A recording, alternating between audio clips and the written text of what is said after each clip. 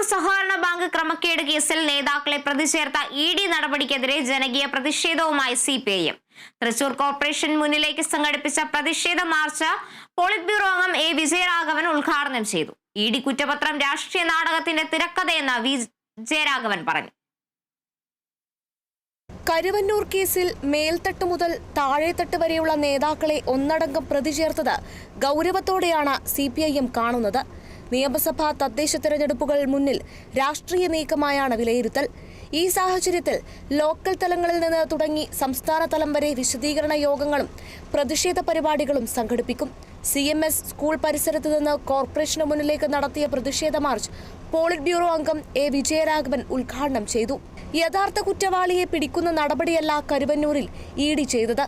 പണം കൊണ്ടുപോയവനെ മാപ്പ് സാക്ഷിയാക്കുന്ന നടപടിയാണ് ED സ്വീകരിച്ചതെന്നും A Vijayaraghavan പറഞ്ഞു.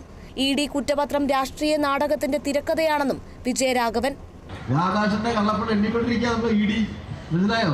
ലോകാവസാനം വരെ എണ്ണിയാലും ഒരു ഉറുപ്പിക പോലും ആ എണ്ണയിൽ നിന്ന് എണ്ണിയെടുക്കാൻ ഉണ്ടാവില്ല എന്ന് കേരളത്തിനറിയില്ലേ? ഈ കേരളത്തിനറിയില്ലേ? ഒരു കളവ് പറയുമ്പോൾ അതിനൊരു മാന്യത വേണം. ഇതിനൊക്കെ വെള്ളം കൂട്ടാതെ വിഴുങ്ങാനുള്ള കളവുകളുടെ മഹാസാഗരത്തിൽ മുങ്ങിപ്പോകുന്ന പാർട്ടിയാണ് കമ്മ്യൂണിസ്റ്റ് പാർട്ടി എന്ന് കരുതി പോകരുത്. എന്തായി കാണിച്ചത്? അത് തിരക്കഥയാണ്. ഇത് യഥാർത്ഥത്തിൽ കുറ്റപത്രമല്ല, ഇത് ഇഡി തയ്യാറാക്കിയ ഒരു തിരക്കഥയാണ്. ഇഡിയുടെ രാഷ്ട്രീയ നാടകത്തിന്റെ തിരക്കഥയാണ് ഈ രൂപത്തിൽ ഇപ്പോൾ ഇവിടെ തയ്യാറാക്കിയിട്ടുള്ളത്. തൃശൂർ CMS സ്കൂൾ പരിസരത്ത് നിന്ന് ആരംഭിച്ച മാർച്ച് സ്വരാജ് റൗണ്ട് ചുറ്റി കോർപ്പറേഷന് മുന്നിലാണ് സമാപിച്ചത്.